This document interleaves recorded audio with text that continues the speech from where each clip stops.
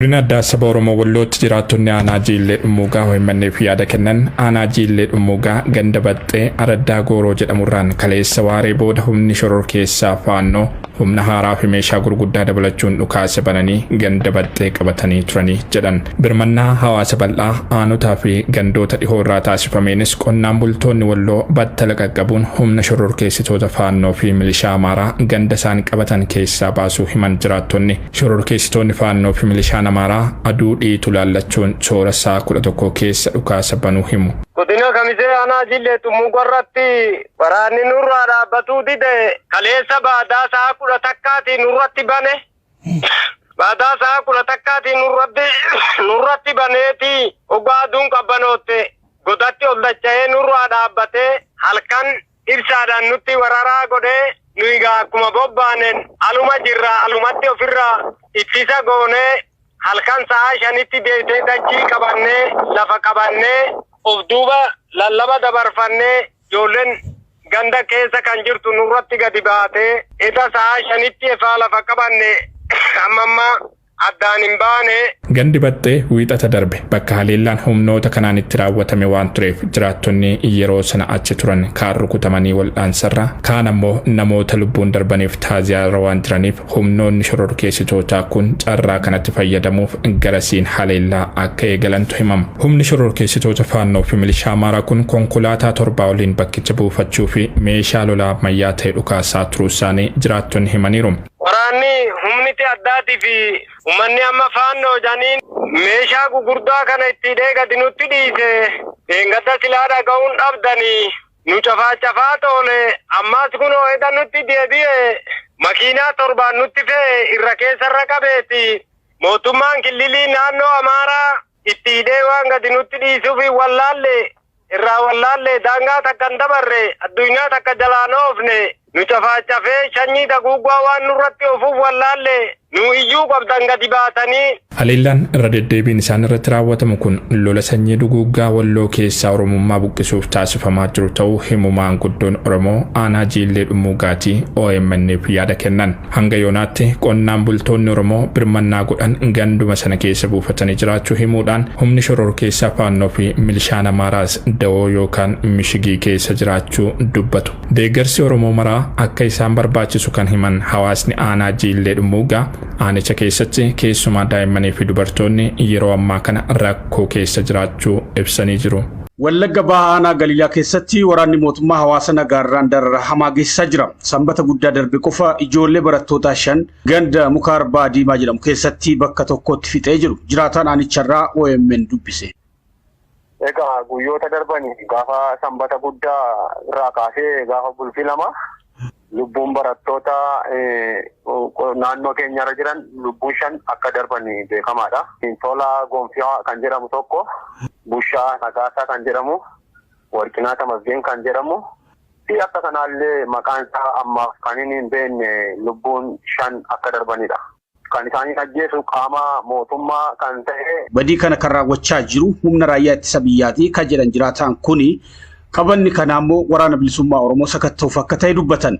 Waraanni kun mandararra naanna'uudhaan qe'ee maatii baay'ee muncaasaa akka jirullee himanii jiran. Naannichatti namni walitti dhufee 2-3 illee ta'ee socho'uun rakkisaa ta'ee jira kan jedhan namni kun uummanni bahee oomishachuufis rakkatee jiru. Manneen naannoo uummata kanaa kan jiran manneen baay'eetu gubachaa jiru. Akkuma kanaallee uummanni bakkeetti bahee dhaabbachuun ol bira nam lama ta'ee dhaabbachuu akka hin dandeenyetti karaarra amma ammaatti daandiirra sifatti deemuun akka hin danda'amnetti beekamee jira. Egaa uummanni amma naannoo keenya jiran asifatti deemanii bakkeerra deemuun hin danda'amu, hojii hojjechuun hin danda'amu. Kanumallee ammallee mana gaddaa bo'ichaa kana akka ta'anii bo'an akka ta'anii gadda raawwatan dhabanii uummanni baay'een naannoo rakkachaa jira. Lixa Oromiyaatti waraanni guddaan sakatta'iinsa waraana bilisummaa Oromootiif bobbaafame bakka baay'eetti hawaasa nagaa gaaga'aa jiraachuu irra deddeebiin gabaasa turre. Mootummaan Biltsiginnaa waraana bilisummaa Oromoo waliin mariin hin barbaachisu rakkoo Oromiyaa afaan qawweedhaan furaa jechuun Oromiyaa irratti duula waraanaa marsaa biraa labsee humna waraanaa guddaa gara kutaalee Oromiyaa garaagaraatti bobbaasuu erga jalqabee torbanooti lakkaa'amaniiru. Humni waraanaa guddaan waqtii ummatichaaf akkaan murteessaa ta'e kanatti gara Oromiyaatti bobbaafame kun ammoo iddoowwan garaagaraatti hawaasa jiruu danquun rakkoo hammaataatti oofaa jiraachuu odeeffannoon hawaasa irraa OMN qaqqabu ni mul'isa. Jiraattonni godina Shawaa Bahaa Aanaa Boosat OMN fi yaada kennan akka himanitti yeroo ammaa humni waraanaa guddaan gara aanichaatti bobbaafamu hordofee keessumaa uummanni baadiyyaa rakkoo guddaa irra bu'eera. Waraanni mootummaa qe'ee fi qabeenya hawaasichaa barbadeessuu, uummata nagaa ajjeesuu fi achi buutee dhabamsiisuu, hidhuu fi diraruu akkasumas qabeenya hawaasaa irratti saamicha raawwachuu hojii idilee godhateera jedhu jiraattonni. Hundaa ol garuu uummanni qonna dhorkamee jiraachuu fi qotee bulaan buqqa'ee gara magaalaatti akka godaanu taasifamaa jiraachuun dhimma yaaddoo guddaa nutti ta'edha jedhu. Gochichi gocha diinummaa uummaticha beelaa fi deega hamaarra buusuu karoorfatedha jedhu namni bilbilaan garasii dubbifne. Waraanni kuni waraana amma lolafaa fi lola waraana qophii waraana kana loluu adeemu qofa osoo hin taane ijoon isaa uummata kana agartee sa'aatii kanarratti lola irratti labsuun ganna sa'aatii amma uummanni kun qotatu sa'aatii uummanni kun silaa oomisha bara dhufutti hin jiraatu oomisha durratti waraanni kun waraanni mootummaadha. Mootummaan akka uummanni kun qotan ta'ee bara dhufuu lubbuudhaan hin jiraanne gochuu irratti kan xiyyeeffate akka uummanni kun guutumaa guutuutti jireenya isaa dhabbu kan xiyyeeffate fakkaata malee lola waraana saniiti miti. Lola waraana sanii yoo ta'e sanaan duras yeroon turee jira. Wanni ganna kana eegamee sa'aatii waaqni roobe erga roobe beekannu roobnu turee roobee amma namni qotataa namni silaa horii jala dadhaballee bakka wayitiitti bakka baragaa wayitiitti qabatee wayyeeffata. Sa'aatii kanatti ta'ee jedhanii akka uummanni kun bara dhufu beela'ee qe'ee sanarraa buqqa'u baduuf jecha waraana hagas ga'u bobbaasan beektaa akka fantaalle ga'utti boosa qofaa miti kuni. Jiraataan Aanaa Boosat bilbilaan yaada nuuf kennuuf sodaa nageenyaa qabaachuu isaanii himan kan biraan ammoo yeroon kun yeroo gannaa yeroo facaasaati yeroo kanatti mee qotadhaa jedhanii uummata sodaachisaa jiru kan didee qote ammoo ajjeesaa jiru beelli hamaan dhalatuuf deemaa jechuun haala aanaa isaanii keessatti mul'atu OMN'if ibsaniiru. Uummati magaalaatti baqatee daandii irratti akka kufuuf dirqisiisaa jiru warra didee baadiyyaatti hafeen ammoo isin waraana bilisummaa Oromoo waliin hidhata qabdu jechuun dararaa fi ajjeesaa jiraachuu ibsan. Kana malee immoo achi keessatti jireenya achi keessatti buqqaanii gara magaalaa galuu qabdanii dirqaman. Magaalatti galee sa'aatii kana silaa uummanni kun oomishata silaa hin qotata. Magaalatti galee maaliin jiraata tanaan dura deeggarsa takka illee finnee fi madaabaraa dhayuu kan isaan ittiin hojii godhatan abbootii qabeenyaatti turanii abbootiin qabeenyaa immoo dhoksaadhaanii gara Adaamaa gara adda addaa gaggeessanii gurgurachaa jiranii. Uummanni kun akkamitti jiraata waan jirtu beekta baay'ee si cinqaa baay'ee namatti dhagahama. Xiyyeeffannoon isaan mootummaan akka waliigalaatti uummata baadiyyaa kana hin fedhu natti fakkaate. Magaalatti hoggaa takka kobilistoonni hafanii takka maal godhanii takka piroojeektii adda addaa eebbisanii waamee qotatan. Baadiyyaa garuu akka isaan lafa isaanii qotanne godhanii akkasitti maal Oromiyaa guutuu sa'aatii amma sila harki caalan Oromiyaa sa'aatii qonnaati yeroo qonnaatii miti yeroo oomishaati miti. Waraanni kun ta'e jedhamee yeroo amma oomishaa kanatti maaliif labsamuun barbaachise? Armaan dura ejja turaniif uummata kana akkuma uummata Tigraay beelesanii rakkisastan uummata Oromoo kanas beelan. Akka inni bara dhufu kanatti dhumu irratti murtaa'ee ta'e jedhamee hojii diinummaa hojii ammeenyaa waan hojjetame jechaadha. Uummata nagaati irratti matii isaan akka waliigalaatti uummatuma Oromoo jibba uummata Oromoo qabaadha mootummaan kun. Ajjeechaan waraana mootummaatiin lammiilee nagaa irratti raawwatamus itti fufeeraa jedhu maddeen odeeffannoo OMN. Barsiisaa Jaabir Amaan namni jedhamu ati seelii waraana bilisummaa Oromooti jedhamuun qabamanii ajjeefamu. Haadha dabalatee miseensoti maatii tokko namni 5 bakka tokkotti rashanamuu himu jiraattonni hidhaan jimlaa akkanumaan uummata irratti raawwatamus hammaatee itti fufuu ibsanii jiru. Mootummaan waraana 11,000 ta'u gara aanaa keenyaa fi ollaa isheetti bobbaasee jiraachuu quba qabnaa jedhu. Bobbii waraanaa kanaan wal qabatee sochiin geejjibaa marti dhaabbatee jiraachuus ibsan. Aanichatti namoota miidhaman wallaannachuunis ta'e kan ajjeefamaniif gadda taa'uun dhorkameera.